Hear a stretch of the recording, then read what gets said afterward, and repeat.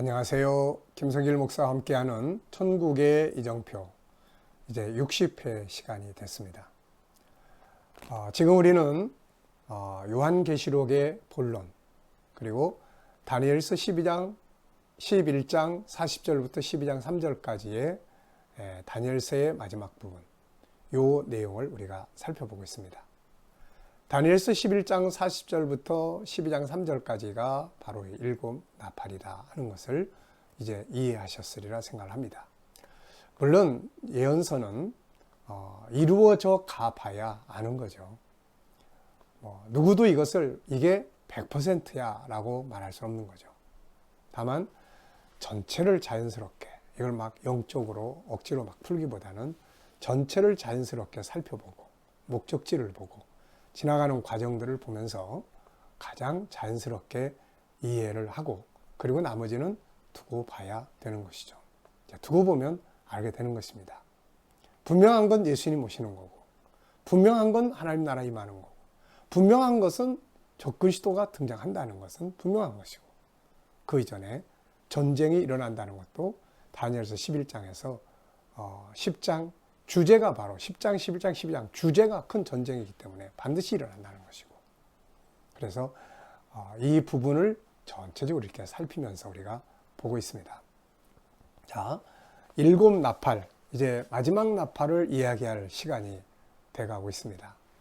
첫째부터 넷째까지 나팔은 바로 전쟁, 다니엘 11장 40절부터 45절 남북전쟁. 다섯째 나팔은 전쟁 이후의 세계 상황, 사회적 상황, 영적인 상태.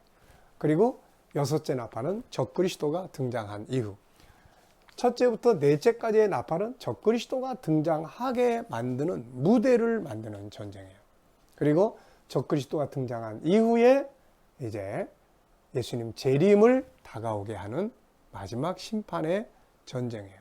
그래서 여섯째 나팔은 동서전쟁. 이 첫째부터 넷째는 남북전쟁이라면 이것은 동서전쟁. 하나님은 남북, 동서를 다 심판하시는 것이죠. 자, 그런데 이제 일곱째 나팔을 이제 불어야 됩니다. 그러면서 다 끝나는 거예요. 그러면 예수님 재림, 하나님 나라가 이제 임하시게 돼요. 그래서 계시록 6장, 7장에서 있었던 예수님의 재림, 하나님 나라가 이제 나팔 결론으로 임하게 돼요. 그래서 똑같은 사건이 두 번 우리는 보게 되는 거예요. 그리고 이제 12장부터 시작을 해서 보충 설명 겸 결론 속에서 마지막 한 번 더 보게 되는 것입니다. 그래서 같은 사건이 계시록 속에 세 번 등장을 하게 되는 거예요. 자, 그러면 이제 일곱째 나팔은 어디서 부는지 보겠습니다. 우리가 여섯째 나팔은 9장 마지막 절까지 해서 끝났어요.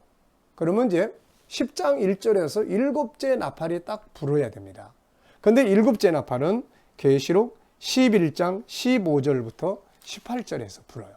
자, 15절에서 18절까지. 일곱째 천사가 나팔을 불매 하늘에 큰 음성들이 나서 이르되 세상 나라가 우리 주와 그의 그리스도에게 나라가 되어 그가 세세토록 왕노릇 하시리로다. 이제 세상 나라가 다니엘서 2장에서 하나님이 모든 마지막 때에 모든 왕들의 마지막 시대에 하늘에 하나님의 한 나라를 세우시게 된다. 그 나라는 영원한 나라다. 그게 이루어지는 거죠, 이제. 그래서 세상 나라가 우리 주와 그의 그리스도의 나라가 되어 세세토록 왕노릇 하시리로다. 그랬더니 24보좌에 앉은 장로들이 하나님께 영광을 돌리고 그리고 이제 주의 진노가 내려 죽은 자를 심판하시며 선지자들과 성도들과 작은 자든지 큰 자든지 주의 이름을 경외하는 자들에게 상 주시며 땅을 망하게 하는 자들을 멸망시키실 때로소이다. 땅을 망하게 한 자, 마귀와 적그리스도들을 멸망시키고 그리고 성도들은 상을 받게 하시는 이 시간이 오게 되는 거예요. 그러면 이제 이렇게 되면 다 끝납니다. 근데 성경은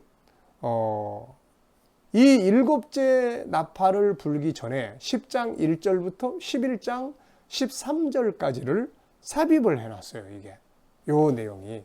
그리고 난 다음에 이제 끝나게 됩니다. 왜 이걸 넣었을까? 이 내용은 뭘까?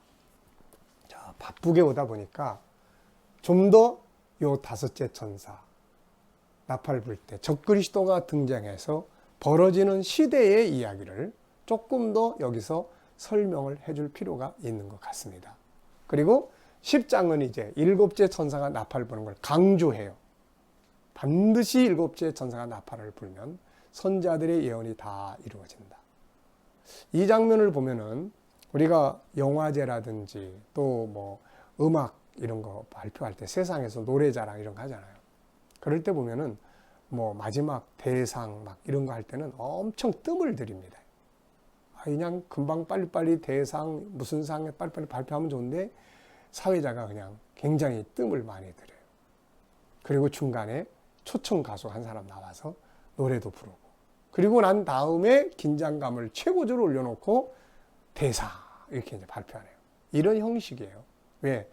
일곱째 나팔이 끝나는 나팔이기 때문에 너무나 중요한 나팔이기 때문에 창세기 1장에서부터 출발한 인류 역사가 끝나는 나팔이고 영원한 세계가 도래하는 나팔이에요.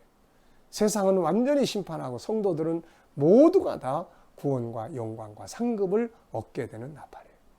이제 끝나는 나팔이에요. 완성되는 나팔이에요. 그러니 얼마나 이 나팔이 소중한 나팔입니까? 그래서 중간에 이제 등장해서 이걸 강조하고 그러면서 여섯째 나팔 다음에 일곱째 나팔 불기 전에 요 중요한 삽입 사건들이 있습니다. 하나는 강조하는 것, 하나는 다섯째 나팔과 여섯째 나팔 사이에서 일곱째 나팔 불기까지의 벌어지는 사건들. 여기서는 그냥 나팔이기 때문에 쭉쭉쭉 지나왔지만 이걸 좀 보완해서 설명할 필요성이 있는 부분들이에요. 그래서 이것을 이제 여기서 쫙 설명하고 있습니다. 자, 그러면은 이 시간에는 먼저 10장 1절부터 11절까지 통일교의 원리강론이나 신천지의 교주나 이 10장을 근거로 다 출발을 합니다. 10장을 근거로. 자기들만이 계시를 받았다. 자기들이 작은 책을 먹었다. 그래서 자기들만이 마지막 시대의 계시를 세상 앞에 드러낼 수 있다. 자기들한테 갖다 써붙이는 장면이 이 10장입니다. 그래서 우리가 10장을 좀 잘 알아야 됩니다. 자, 그럼 한번 보겠습니다. 읽는 것은 여러분들이 본문은 읽어주시고 여기서는 정리만 하도록 하겠습니다. 자, 먼저 이 내용을 보면은 이제 힘센 천사의 등장과 일곱 나팔에 대한 선언이 나와요. 이게 1절부터 7절입니다. 자, 천사 한번 봐야 되겠네요. 내가 또 보니 힘센 다른 천사가 구름을 입고 자, 이제 마지막을 선언하기 위해서 이 천사가 등장을 해요. 하늘에서 내려오는데 그 머리 위에 무지개가 있고 그 얼굴은 해 같고 그 발은 불기둥 같으며 그 손에는 펴놓인 작은 두루마리를 들고 오른발은 바다를 밟고 왼발은 땅을 밟고 사자가 부르짖는 것 같이 큰 소리로 외치니 외칠 때 일곱 우레가 그 소리를 내어 말하더라. 일곱 우레가 말할 때 내가 기록하려고 하다가 곧 들으니 하늘에 소리가 나서 말하기를 일곱 우레가 말하는 것은 임봉하고 기록하지 말라. 내가 본 바 바다와 땅을 밟고 서 있는 천사가 하늘을 향하여 오른손을 들고 세세토록 살아가시니 곧 하늘과 그 가운데 있는 물건이며 땅과 그 가운데 있는 물건이며 바다와 그 가운데 있는 물건을 창조하신 이를 가리켜 맹세하여 이르되 지체하지 아니하리니. 이제 이게 핵심이에요. 아주 강하게 일곱째 나팔 반드시 불게 된다. 그리고 일곱째 나팔을 불게 되면 어떤 일들이 벌어지느냐. 하나님이 그의 종 선지자들에게 전하신 복음과 같이 하나님의 비밀이 이루어지리라. 선지자들이 다 예언했던 내용이 다니엘서 9장 24절에서 모든 예언이 이루어진다. 선지자들의 예언 뭡니까? 예수님의 재림, 하나님의 나라가 임하는 거 이거 아니겠어요? 드디어 이게 이제 온다는 겁니다. 그동안 계속해서 예언했어요. 온다. 드디어 이게 오는 거죠. 이게 얼마나 중요합니까 이게. 그래서 이 천사가 탁 이쪽 바다와 저 육지를 발로 밟고 서서 그냥 우레와 같은 목소리로 일곱째 천사가 나팔을 반드시 불게 되는데 그걸 불게 될 때 하나님의 종 선지자들에게 전하신 복음과 같이 하나님의 비밀이 다 이루어지리라 하는 위대한 선언을 하고 있습니다. 그만큼 일곱째 나팔은 중요한 것이죠. 자, 그리고 나서 이제 그 뒤에 8절부터 이제 11절을 보면은 이제 이 책을 먹어버리라는 거죠. 하늘에서 나서 내게 들리는 음성이 내게 말하 이르되 내가 가서 바다와 땅을 밟고 서 있는 천사의 손에 표노인 두루마리를 가지라 하기로 내가 천사에게 나아가 작은 두루마리를 달라 한즉 천사가 이르되 갖다 먹어버리라. 내 배에는 쓰나 내 입에는 꿀같이 달리라 하거늘 내가 천사의 손에서 작은 두루마리를 갖다 먹어버리니 내 입에는 꿀같이 달아 먹은 후에 내 배에서는 쓰게 되더라. 그가 내게 말하기를 내가 많은 백성과 나라와 방언과 임금에게 다시 예언하여야 하리라. 이렇게 말씀하고 있어요.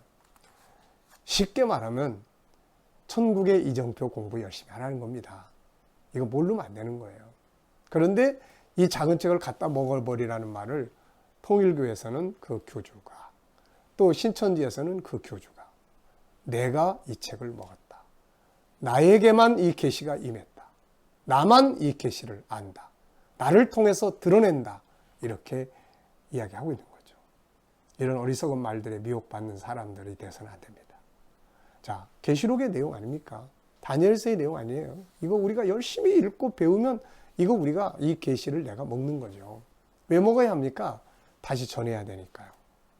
알려줘야 되잖아요. 사람들에게 알려줘야 됩니다. 세상에 이거 모르면 안 돼요. 이건 다 전해줘야 됩니다. 마지막 시대에 사는 사람들이 이거 모르면 어떻게 되겠어요, 이거? 다 그냥 패배자들이 돼버리는 거예요. 그래서 마지막 시대를 살아가거나 마지막 시대를 앞에 놓고 있는 사람들에게 이 말씀을 열심히 가르쳐서 마지막 복음은 천국의 이정표예요. 이거를 열심히 가르쳐서 전해서 사람들이 알고 준비해서 다가올 때 싸워 이길 수 있도록 하기 위해서 가르치고 전하요. 그래서 먼저 이 책을 우리가 먹어야 돼요. 작은 책, 두루마리, 7인으로 봉해진 두루마리 책, 이거 먹어야 됩니다. 이 속에 지금 우리가 공부하는 게 다 들어있잖아요. 천국 이정표 열심히 공부해야 됩니다. 자, 그래서 10장에서는 크게 두 파트예요. 하나는 이것을 갖다가 그 힘센 천사가 나타나서 뭘 강조했어요? 7나팔. 7째 천사가 나팔을 분다. 반드시 분다. 불게 될 때 선지자들의 예언이 다 완성이 된다. 사도 바울은 고린도 15장에서 부활을 이야기할 때 마지막 나팔 불 때라고 이야기해요. 그때 부활과 예수 재림. 다니엘서 12장 2절 예수 재림과 부활, 마지막 나팔, 7째 나팔 불 때 이 일이 이루어지게 되는 것이죠. 얼마나 중요한 것입니까? 자, 그리고 또 하나는 이제 이 계시록 작은 책을 갖다 먹어야 돼. 열심히 공부해야 돼요. 공부할 때 재밌지만 전하고 이 일이 부딪힐 때는 쓰디 쓴 거죠. 그런데 우리는 열심히 배워서 전달하고 알리고 살아야 되는 것이죠. 자, 이 시간에는 삽입 내용 중에서 10장에 관한 이야기를 우리가 살펴봤습니다. 이제 다음 시간에는 11장의 삽입 내용을 우리가 한 번 더 살펴보고 마지막 7째 나팔에 대해서 살펴보도록 하겠습니다. 이 시간 말씀 여기서 마치도록 하겠습니다. 감사합니다.